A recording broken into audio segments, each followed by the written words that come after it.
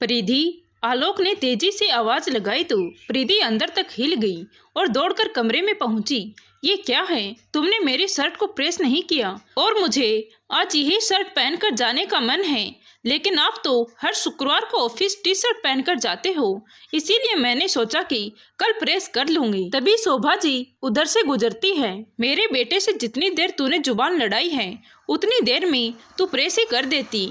अब मन किया तो शर्ट पहन लेगा। जब तू अपनी मनपसंद साड़ी पहनती है तो ये तो तुझे कभी मना नहीं करता है। प्रीति ने चुप रहने में ही भलाई समझी और प्रेस करने लगी। इतने में उसे ध्यान आया कि वो दूध तो गैस पर ही रख आई है। दौड़कर रसोई में पहुंची, तब तक दूध उबलकर गैस को भिगो गया था। उसने तेज हाथों को चलाकर साफ करना चाहा, पर आती हुई सास की नजर उस पर पड़ ही गई थी। तुझे तो कितना भी समझा लो, पर तू तो गलतियों का पुतला है। तुझे तो कोई भी काम ढंग से नहीं करना आता है। ना मेरे बेटे का ख्याल रखती है और ना ही रसोई की चीजों का ध्यान रखती है। पता नहीं घर में करती क्या है। शोभा जी गुस्सा किए जा रही थी। प्रीति उसे भी सुन रही थी और तेज गति से नाश्ता भी बना रही थी, वरना आलोक गुस्से में नाश्ता छोड़कर चले जाएंगे। तभी ससुर गिरिराज जी आते हैं और गुस्से में अखबार फेंक देते हैं। ये क्या तरीका है? घर में सबसे पहले कौन उठता है? प्रीति ही उठती है। शोभा जी ने कहा, अच्छा तो ये अखबार बाहर क्यों रखा था? प्रीति ने इसे उठाया ही नहीं, पूरा बिखर गया था। अपने पापा की आवाज में आलोक हाँ में हाँ मिलाता है। सही है, सब प्रीति की गलती है। ये कोई भी काम ढंग से नहीं करती है। यही ढंग से काम करे तो घर में शांति ना बनी रहे। अब फटाफट नाश्ता लगा दे। उसे नाश्ता परोसने में 2 मिनट की देरी क्या हो जाती है? तो शोभा जी चिल्लाकर बोलती हैं, मेरा बेटा ऐसे तो भूखा ही चला जाएगा, तेरे भरोसे तो शाम हो जाएगी। कोई भी काम फुर्ती से नहीं करती है, ऐसे ही करेगी तो इसकी जरूरी मीटिंग छूट जाएगी। प्रीति फटाफट से नाश्ता लगा देती है और आलोक ऑफिस चला जाता है। आधे घंटे बाद आलोक का गुस्से में भन भनाते हुए फोन आता है। मम्मी, प्रीति की गलती की वजह से आज मैं ऑफिस जरूरी फाइल ले जाना भूल गया और मुझे बॉस की सुननी पड़ी। सुबह सुबह घर का माहौल खराब कर देती है और उसकी वजह से मैं अपने जरूरी काम भूल जाता हूँ। ये सुनते ही शोभा जी का पारा चढ़ जाता है और वो प्रीति को फिर से डांट लगाती है। हे भगवान, कैसी बहू पल्ले पड़ी है। मेरे बेटे के जीवन में शांति नहीं रहती है। इसकी गलतियों की वजह से उसका दिन खराब चला गया। तूने उसे याद क्यों नहीं दिलवाया कि वो फाइल लेकर जानी है? मम्मी जी, उन्होंने तो मुझे किसी फाइल के बारे में कुछ नहीं बताया था, तो मैं उन्हें क्या याद दिलाती। अब तू बेकार की सफाई मत दे। तेरी गलती की वजह से आज उसकी मीटिंग छूट गई है। प्रीति यही सोचकर परेशान थी कि जब उसने कोई गलती की ही नहीं है तो उसे बेवजह डांट क्यों पड़ रही है। घर में किसी का भी काम बिगड़े, हर गलती का ठिकरा उसके सिर पर ही क्यों फोड़ा जाता है। इस घर की बहू हूँ, आलोक की पत्नी हूँ, कोई नौकरानी तो नहीं हूँ। ये लोग तो ऐसे व्यवहार करते हैं जैसे सारी दुनिया सही है और एक मैं ही गलत हूँ। प्रीति की आंखें भीग जाती हैं। प्रीति को कुछ समझ नहीं आता है, आखिर वो क्या करे। उसे याद है जब वो छोटी थी तो अपने मम्मी पापा के साथ कितने सुख से रहती थी। एक बार कार में वो मम्मी पापा के साथ जा रही थी। गलत दिशा में सामने से आते हुए ट्रक ने टक्कर दी और उनकी कार के परखच्चे उड़ गए। मम्मी पापा के मौके पर ही मौत हो गई और वो उछलकर दूर जा गिरी थी। उसे उसके दादी ने ही पाला था, पर वो भी अपने दूसरे बेटे बहू पर ही निर्भर थी। चाचा चाची ने उसे ज्यादा पढ़ाया लिखाया नहीं था। वो पढ़ने में बड़ी तेज थी, इंजीनियरिंग करना चाहती थी, पर उनको लगा था कि बेकार में पढ़ाई पर पैसा लगाने से बेहतर है इसकी शादी करके इसके बोझ से मुक्ति पा ली जाए। दादी ने समझाया भी, अभी वो 18 साल की है और उसे घर गृहस्थी के काम भी नहीं आते हैं। इतनी जल्दी शादी मत करो, उसे आगे पढ़ लेने दो। पर चाचा चाची ने उनकी बात नहीं मानी। उसकी शादी के लिए एक ही घर देखा, कुछ छानबीन भी नहीं की और शादी कर दी। शादी के 1 साल बाद दादी की मृत्यु हो गई और चाचा चाची उसे घर भी कम बुलाते हैं। प्रीति को लगता है कि वो अब दुनिया में किसके पास जाकर अपने दर्द कहे, कोई उसके सुनने वाला भी नहीं है। इसीलिए वो अकेले में ही रोकर दिल हल्का कर लेती है। रोते रोते कब उसकी आंख लग गई उसे पता ही नहीं चला। बाहर शोर शराबे से उसकी नींद टूटी। शोभा जी चिल्लाकर बोले जा रही थी, अरे इसने मोटर बंद नहीं की, सारी टंकियां भर गई और पानी से छत भर गई है। कितना पानी फैल गया है और मोटर का कितना बिल आएगा। इसके माँ बाप तो लाइट का बिल नहीं भरने आएंगे। पैसा तो मेरे बेटे की जेब से ही जाएगा, इसका क्या बिगड़ेगा। ये तो मजे से दोनों समय मुफ्त का खाना खाती है। माँ बाप तो मर ही गए हैं, चाचा चाची ने फुहड़ लड़के हमारे मत्थे मढ़ दी। प्रीति ने देखा तो छत से पानी टपक कर नीचे सीढ़ियों से बह रहा था, पर उसे याद नहीं आ रहा था कि उसने मोटर को पानी भरने के लिए चालू किया हो। हाँ, तभी उसे याद आया कि वो तो रसोई में काम कर रही थी। पानी खत्म हो गया था तो मोटर मम्मी जी ने चालू की थी। वो खुद चलाकर भूल गई थी और सारा दोष उसे दे रही थी, लेकिन प्रीति को सब सुनना पड़ता था। कुछ समय बाद प्रीति ने एक प्यारी सी बेटी को जन्म दिया। भूमि के आने से उसका मन बहुत खुश हो गया था। अपनी नन्ही गुड़िया को बाहों में लेकर वो सारे दर्द भूल जाती थी। वो ससुराल वालों के ताने सुनकर भी अपनी बेटी की परवरिश में लग गई थी। आलोक और शोभा जी भूमि से बड़ा प्यार करते थे, उसका बहुत ख्याल रखते थे। भूमि के दूध और नाश्ते में देरी हो जाए तो प्रीति को सब सुनना पड़ता था।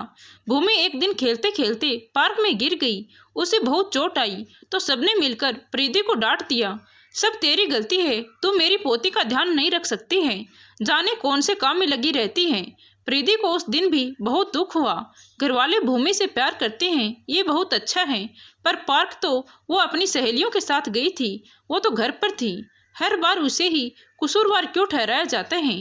भूमि अब स्कूल जाने लगी थी। प्रीति 12वीं तक पढ़ी थी, लेकिन वो हिंदी मीडियम से पढ़ी थी। शुरुआती कक्षा में तो प्रीति ने उसे अच्छे से पढ़ा दिया था, लेकिन अब भूमि 5वीं कक्षा में आ गई थी और अंग्रेजी मीडियम स्कूल में पढ़ती थी। अब प्रीति उसे पढ़ा नहीं पाती थी। भूमि के नंबर कम आने लगे थे तो उसका जिम्मेदार भी प्रीति को ठहराया जाता था। आखिर वो क्यों अपनी बेटी का ध्यान नहीं रखती है। आलोक, मैं इतनी पढ़ी लिखी नहीं हूँ, तो आप भूमि के लिए ट्यूशन लगवा दीजिए। आपको तो वैसे भी समय नहीं मिलता है, हमारी बेटी पढ़ाई में पीछे नहीं रह जाए। प्रीति ने कहा, अपनी सलाह अपने पास ही रखो। तेरे माँ बाप ने तुझे पढ़ाया होता तो मुझे बेटी के ट्यूशन के लिए पैसे खर्च नहीं करने पड़ते। तेरे चाचा चाची तुझे पढ़ाने चाहते होंगे, पर तू ही पढ़ती नहीं होगी, तभी तो हर काम में पीछे रह गई। आजकल की पत्नियों को देखा है, बराबर कमाती हैं, पति का साथ देती हैं, और एक तू है, बस दोनों वक्त मुफ्त की रोटियां तोड़ती हैं। ये सुनकर प्रीति की आंखें भर आई। हमेशा आलोक उसे फोड़पन और मुफ्त की रोटियां को ताना देते थे। आखिर उसकी क्या गलती थी। ऐसे ही सालों निकल गए। प्रीति घर की बहू थी, आलोक की पत्नी थी, पर उसे कभी मान सम्मान और प्यार नहीं मिला था। उसे तो बस गलतियों के लिए दोषी ठहराया गया था। वो कभी इन सब के खिलाफ ज्यादा कुछ बोल नहीं पाई, बस सहती रही। ऐसे ही सालों निकल गए और अब भूमि कॉलेज में आ गई थी। वो अपनी मम्मी प्रीति से बहुत प्यार करती थी। बचपन से देख रही थी उसके दादा दादी और पापा उसकी मम्मी के साथ कितना बुरा व्यवहार करते थे, पर छोटी होने के कारण वो कभी कुछ बोलती नहीं थी। अब वो समझदार हो गई थी, अच्छा बुरा सब समझती थी। अपनी परीक्षाओं की तैयारी कर रही थी। भूमि एक रात को सो जाती है और उसके कुछ पर्सन छूट जाते हैं। सुबह वो अपने पापा से बोलती है कि पापा कुछ पर्सन रह गए हैं। ये सुनते ही आलोक का पारा चढ़ जाता है। ये सब गलती तेरी मम्मी की है, उसे भी तेरे साथ में जागना चाहिए था, तेरा ध्यान रखना चाहिए था। प्रीति, प्रीति, आलोक चिल्लाकर बोलता है, जरा से भी अक्ल नहीं है क्या तुझ में। बेटी की परीक्षाएं चल रही हैं और तू मजे से सोती है। आज तेरी गलती की वजह से इसके कुछ पर्सन रह गए हैं। तू रात भर साथ में जागती तो भूमि परीक्षा की अच्छे से तैयारी कर लेती। भूमि के दादा दादी भी सारा दोष उस पर मढ़ देते हैं। प्रीति बरसों से ये सब सहन कर रही थी तो उसे अब एहसास होना बंद हो गया था, पर आज भूमि चुप ना रह सकी। आप लोग बस कीजिए, मैं आप लोगों के आगे हाथ जोड़ती हूँ, ये सब तो बंद कर दीजिए। मैं बचपन से ये सब देख रही हूँ। पापा, आप क्यों हर गलती का ठिकरा अपनी पत्नी के सिर फोड़ देते हो। गलती चाहे किसी ने भी की हो, पर उसके लिए दोषी सिर्फ मम्मी को ही क्यों ठहराया जाता है।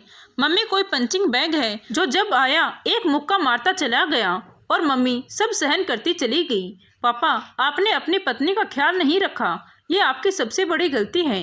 आपको अपनी माँ का दर्द नजर आया, आपको अपनी बेटी की पीड़ा महसूस हुई, लेकिन आपने अपनी पत्नी की परेशानी को कभी नहीं समझा।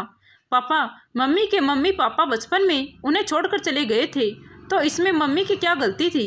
उनके चाचा चाची ने उन्हें पढ़ाया नहीं, जल्दी शादी कर दी तो इनकी क्या गलती है।